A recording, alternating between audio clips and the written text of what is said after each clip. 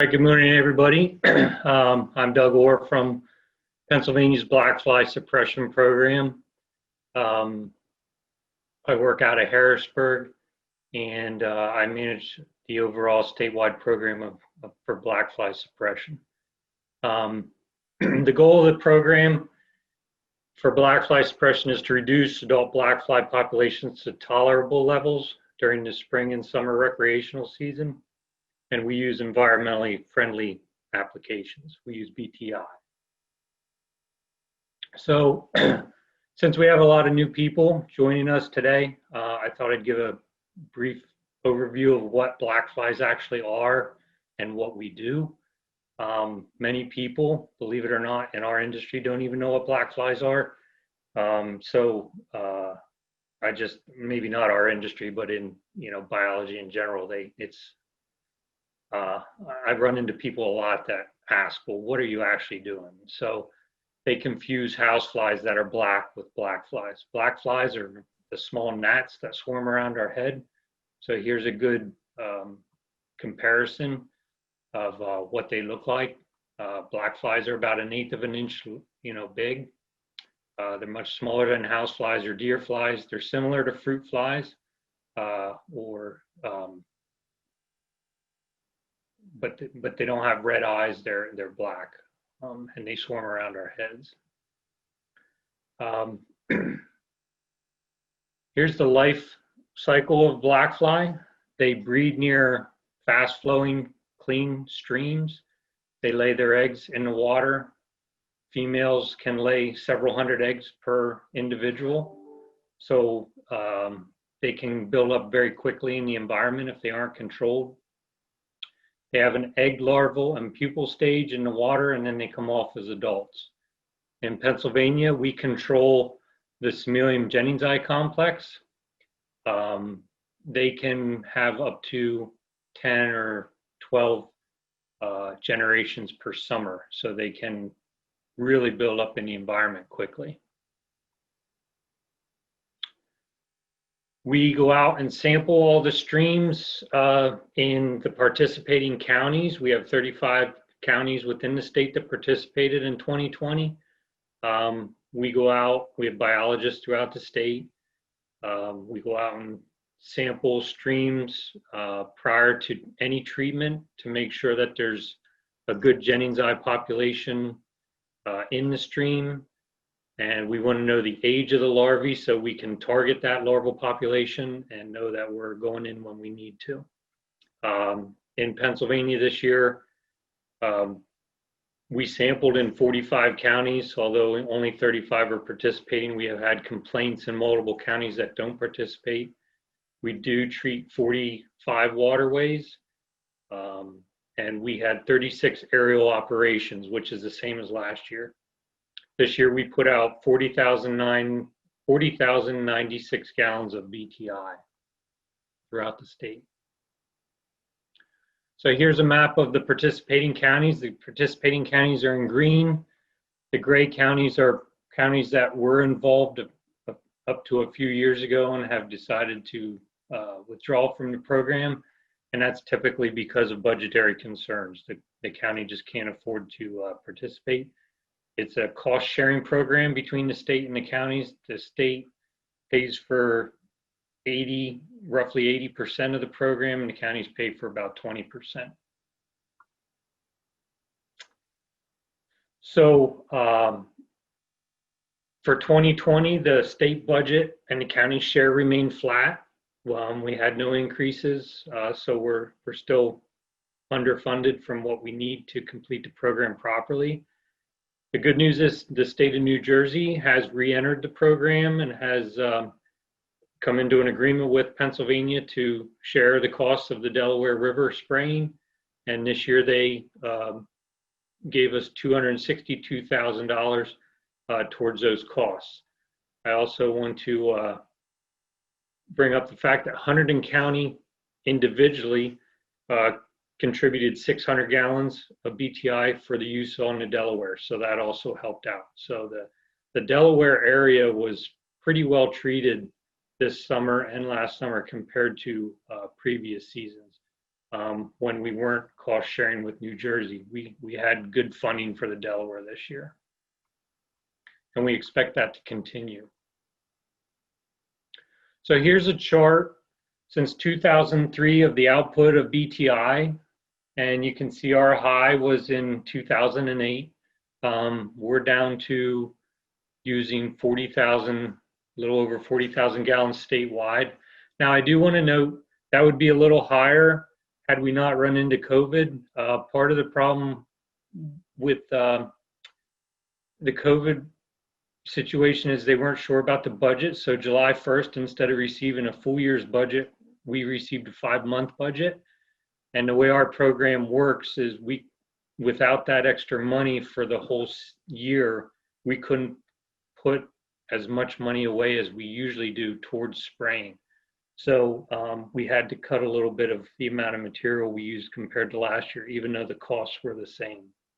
The other thing I did want to note, when I was saying about collecting samples, this 1,889 samples is way down from even last year because we weren't able to hire roughly 10 people, 10 of our seasonals. We have 3 seasonal biologists and like anywhere from 8 to 9 interns that we weren't able to hire this summer. So last year we collected close to 5,000 samples. This year we were only able to collect 1,800, 1,900 samples.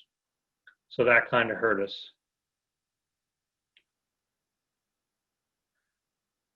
So one of the issues we run into with blackfly is spring weather and, of course, funding, like I've said. This year, we had a terrible outbreak in the northeast region of the state of blackflies in early spring and into June and July. It was a result of a combination of high stream flows in April and May, which delayed control efforts, and we missed a couple generations of larvae. And then we sprayed and we quickly ran out of funds, and we had to shut down in mid-June because we work on a fiscal year budget. We had to wait till July 1st before new funding was available.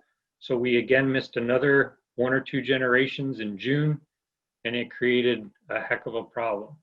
Our old record for complaints, since we had the new website, maybe in the last 8 or so years, we had 625 in 2016, and that was a pretty busy season. This year we had 7,639 complaints. They were rolling in at times like 80 to 100 a day. It was horrible. There was very little we could do about it because we didn't have the funding to go and spray the North Branch of the Susquehanna where they were coming from. It's a very productive stream for blackflies.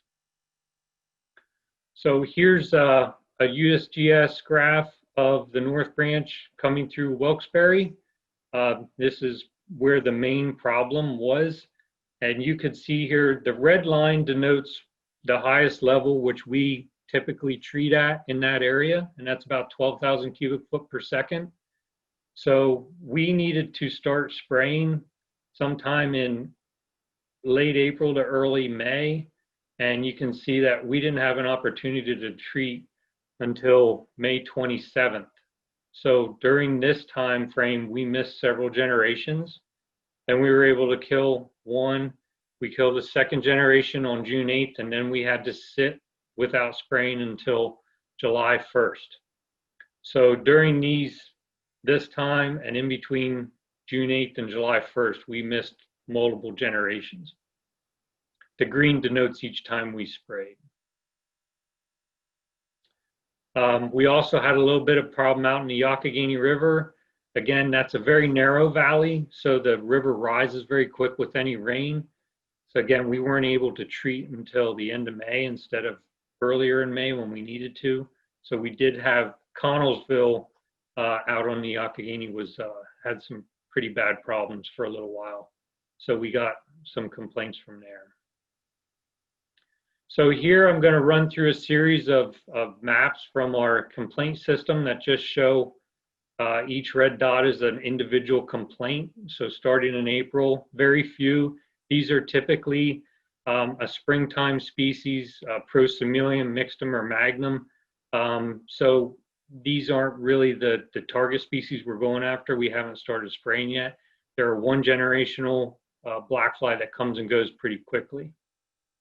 So we get into May, you can see probably half of these are Jennings eye, half of these are still Prosimilium. The Prosimilium are starting to die off, but the Jennings eye are now coming in. Then we hit June.